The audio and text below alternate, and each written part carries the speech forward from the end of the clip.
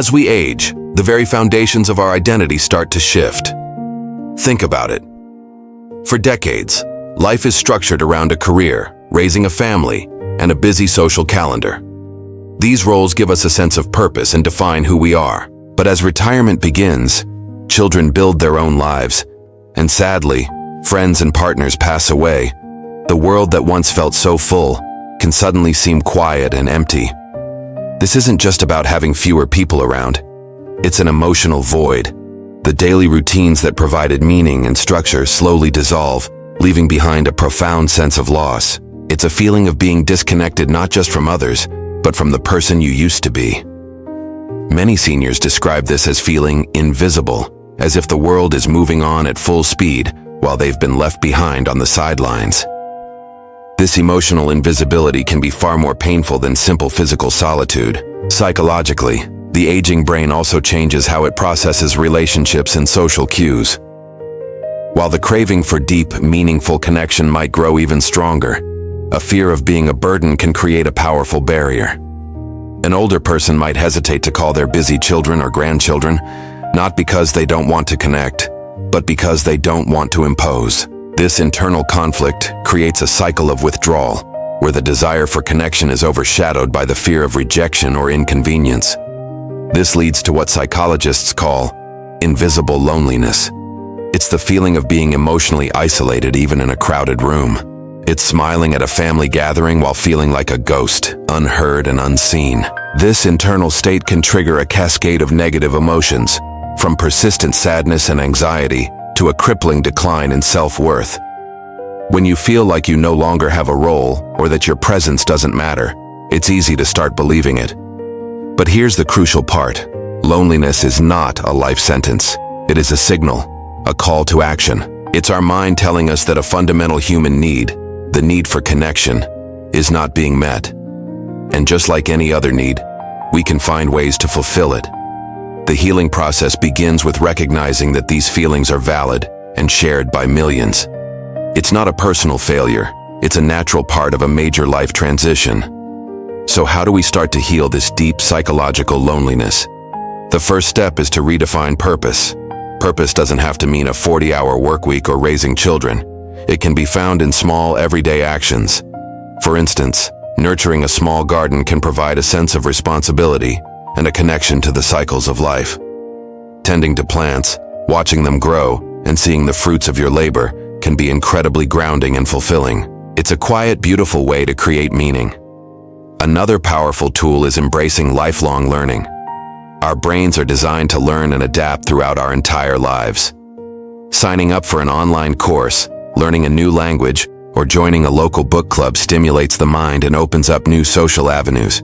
It shifts the focus from what has been lost to what can still be gained. Learning creates new neural pathways and, just as importantly, new opportunities for connection with like-minded people. It's a reminder that personal growth has no age limit. Volunteering is another fantastic way to rebuild a sense of purpose and community.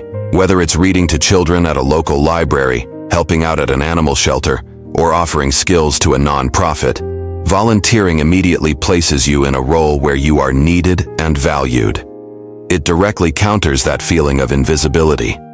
You're not just passing the time, you are actively contributing to the well-being of your community. This provides a powerful boost to self-esteem and creates a new social network built on shared values.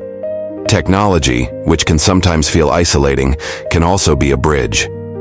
Learning to use video calls allows for face-to-face conversations with family and friends who live far away.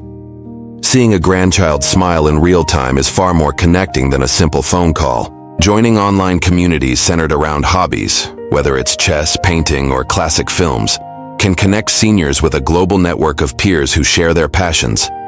It's about using these tools intentionally to foster connection, not just passive consumption. And for the friends, family, and neighbors of seniors, our role is equally important. It's not about grand gestures. It's about small, consistent acts of inclusion. Instead of just asking, "How are you?" ask specific questions that invite a real conversation. What did you think of that movie you watched last night? Or, tell me a story about what this neighborhood was like when you first moved in. These questions show genuine interest and validate their experiences and memories. When you visit, be present. Put your phone away and truly listen. Ask for their advice or opinion on something. This simple act can transform someone from feeling like a passive observer to an active, valued participant in your life. Make them feel needed. Ask for help with a recipe, a mending project, or simply for their wisdom on a life decision. This reinforces their sense of worth and capability. Remember that loneliness is a shared human experience, but it weighs particularly heavily on those in their later years. By understanding the deep psychological roots of this feeling, we can approach it with more empathy and effectiveness. For seniors, it's about courageously seeking new sources of purpose and connection. For the rest of us, it's about making a conscious effort to see, hear, and value the older adults in our lives. This isn't just about having more free time, it's a profound identity crisis. Many seniors struggle to answer the question, "Who am I now?" Without a clear sense of purpose, a feeling of being adrift can set in. They might be at a family dinner, surrounded by laughter and conversation, but inside they feel invisible. It's not about the number of people in the room. It's about feeling seen, valued, and essential to the lives of others. It's the difference between being present and truly belonging. Then there's the technology paradox. For many of us, technology is a bridge. We send texts, make video calls, and share our lives on social media. We assume this keeps us connected. But for many seniors, this digital world can feel like a foreign country with a language they don't speak. Social media feeds can seem overwhelming and impersonal. Video calls can feel awkward, lacking the warmth of a face-to-face chat. Instead of bridging the gap, technology can sometimes widen it. A well-intentioned text message might not convey the same love as a phone call or a visit. A flurry of photos on a family group chat can leave an older relative feeling like they're just watching life from the sidelines, rather than participating in it. This digital divide deepens their emotional isolation, creating a sense of being left behind in a world that's moving too fast. It's a reminder that connection isn't just about the possibility of communication, it's about the quality and familiarity of it. Now let's talk about the physical side of this psychological spiral. As we age, our bodies change.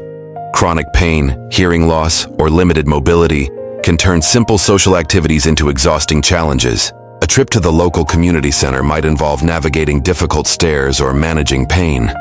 A noisy restaurant can make it impossible to follow a conversation, leading to frustration and embarrassment. Think about it. If every social interaction requires a huge amount of physical and mental energy, you might start declining invitations. You miss a coffee date, then a family gathering. Each missed event chips away at your social confidence. You start to worry you a burden, or that you not fun to be around anymore. Eventually, a voice in your head might start to whisper, "They're probably better off without me. No one would even notice if I just stayed home." This belief, born from physical limitations, leads to withdrawal, creating a self-fulfilling prophecy of loneliness. So how do we begin to heal this? The solution isn't a one-size-fits-all answer, but it starts with shifting our perspective. It's about creating opportunities for purpose. If you have an older loved one, think about their unique skills and passions. Can your retired accountant dad help you with your budget? Can your mom who loves to cook teach her grandkids a cherished family recipe? These aren't just chores. They are acts of empowerment. Asking for their advice, their help, their wisdom reaffirms their value. It tells them, you are still needed. Your knowledge matters. Creating small, consistent roles helps rebuild that lost sense of identity. It could be as simple as being in charge of watering the plants or telling a bedtime story over the phone. These moments of purpose are powerful anchors against the tide of loneliness. Next, we need to bridge the technology gap with patience and empathy. Instead of just assuming an older person can or should use the latest app, let's meet them where they are. Maybe that means picking up the phone for a real conversation instead of sending a quick text. Or if they are open to learning, sit with them, side by side, and patiently guide them through a new app. Frame it not as a chore, but as a fun way to see more of the family. Better yet, combine technology with real-world connection.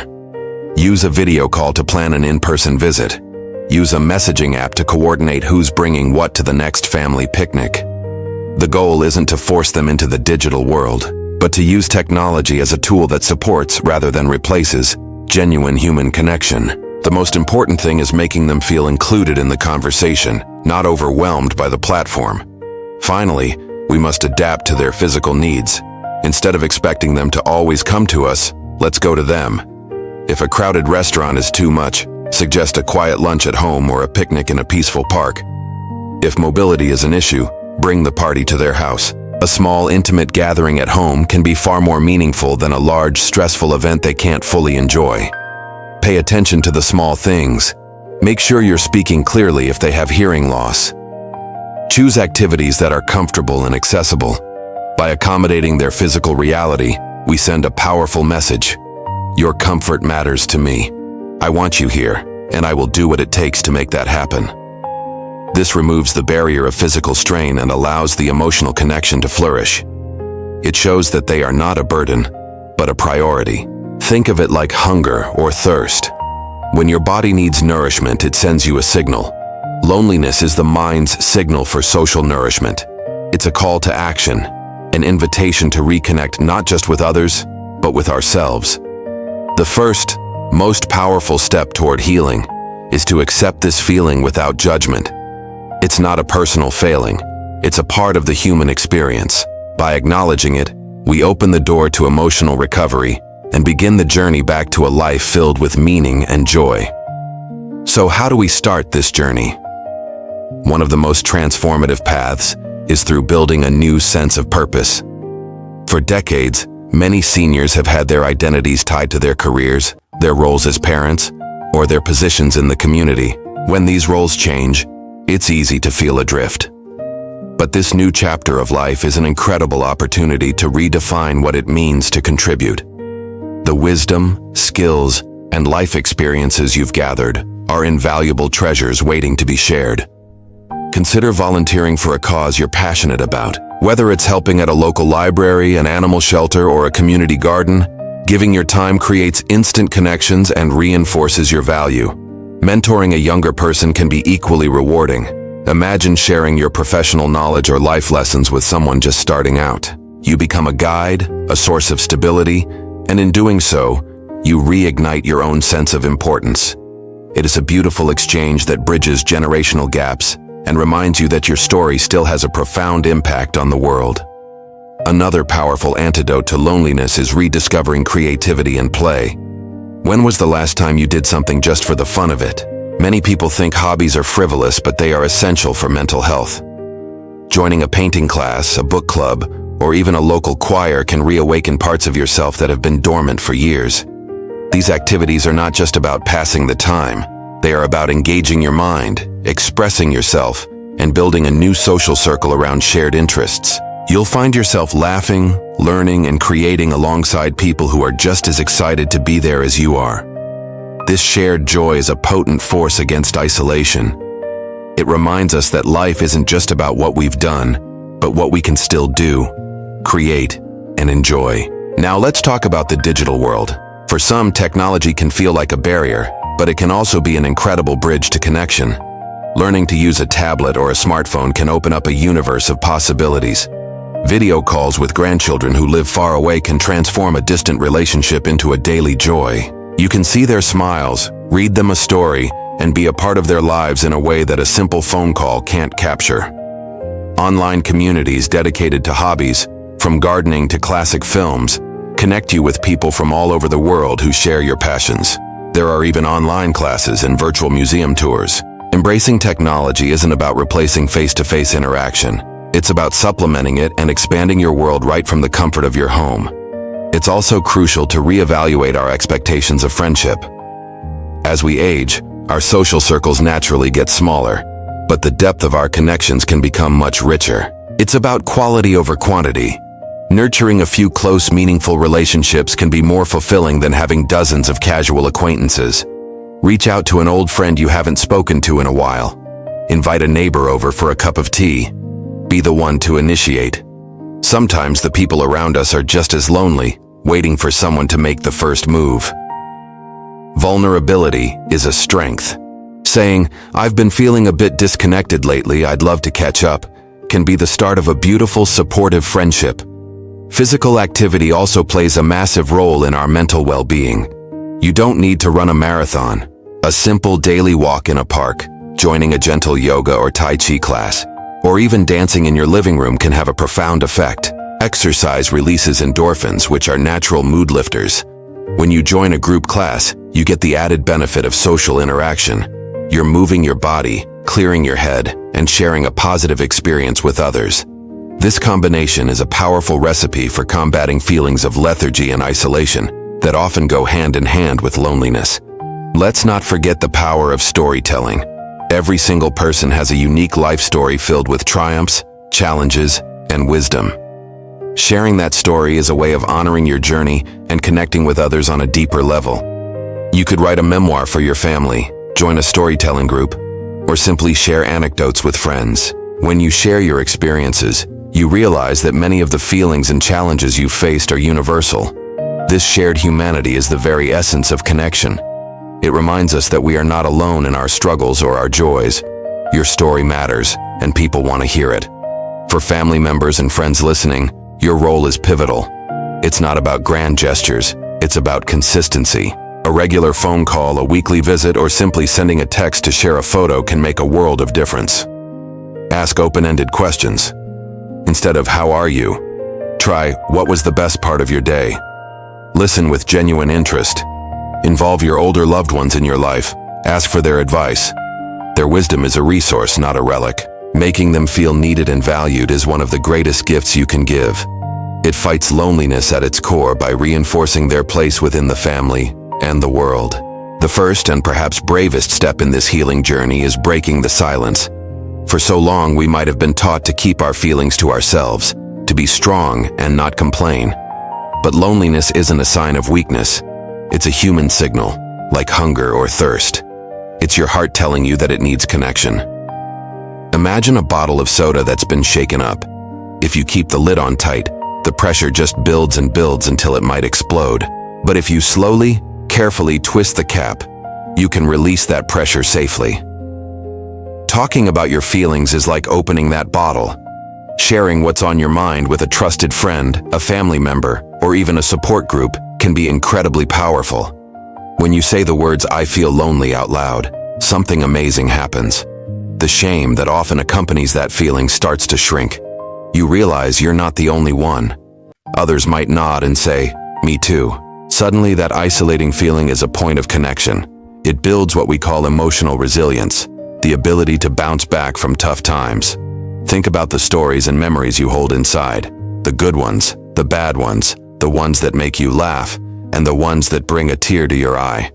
When you keep them locked away, your mind is working overtime to manage them all. But when you share them, you allow your heart to process what the mind has been holding on to for far too long. It's like cleaning out a cluttered attic. You get to decide what to keep, what to let go of, and what to share with others. Each story told is a step towards a lighter heart.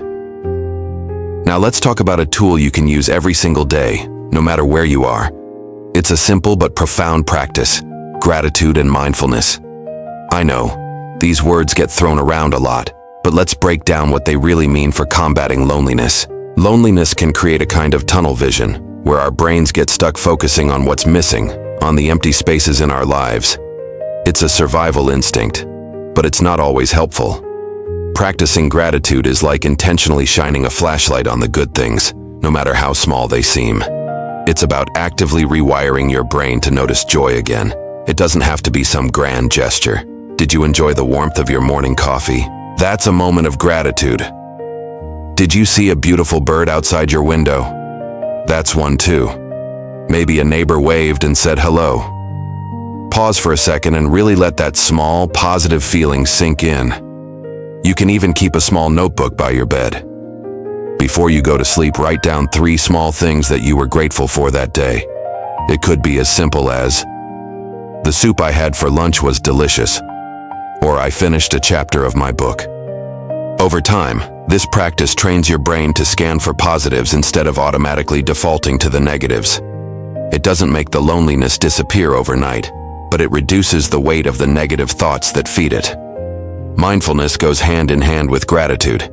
It's the art of being fully present in the moment. When you're on a morning walk, instead of letting your mind race with worries, try to focus on the sensation of your feet on the pavement, the feeling of the breeze on your skin, the sounds of the neighborhood waking up. When you're eating a meal, savor each bite. What are the flavors?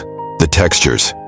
This practice anchors you in the now, pulling you away from lonely thoughts about the past or anxious ones about the future. These daily moments of mindfulness strengthen your emotional stability and create a foundation of inner peace.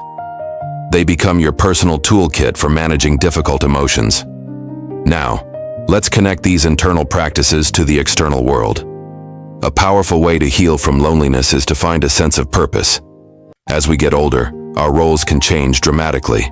We might retire from a long career, our children may have grown and moved away, and the daily structure we once had can vanish. This can leave us feeling adrift, asking, what is my role now? What is my purpose? Feeling needed and valued is a fundamental human need. Finding a new purpose doesn't mean you have to go out and change the world. It's about finding something that gives your days meaning and structure. Something that gets you out of bed in the morning with a sense of anticipation. Think about the skills and wisdom you've accumulated over a lifetime. You are a walking library of knowledge and experience. How can you share that? Maybe it's volunteering. You could read to children at the local library, help out at an animal shelter, or tend to a community garden. The act of giving back creates a powerful cycle. You help others, which makes you feel good and connected, which in turn motivates you to help more. You become part of something larger than yourself. Your unique contributions matter, and seeing that impact firsthand is a potent antidote to feelings of invisibility. Or perhaps your purpose can be found in a new passion project. Have you always wanted to learn to paint, write your memoirs, trace your family tree? Now is the perfect time. Immersing yourself in a project that you're passionate about engages your mind and fills your time in a meaningful way. It gives you a reason to learn, to grow, and to create. And when you share your progress with others, perhaps by joining a class or an online forum, you build new connections based on shared interests. You're no longer just retired. You're a painter, a writer, a historian. This new identity can be incredibly empowering.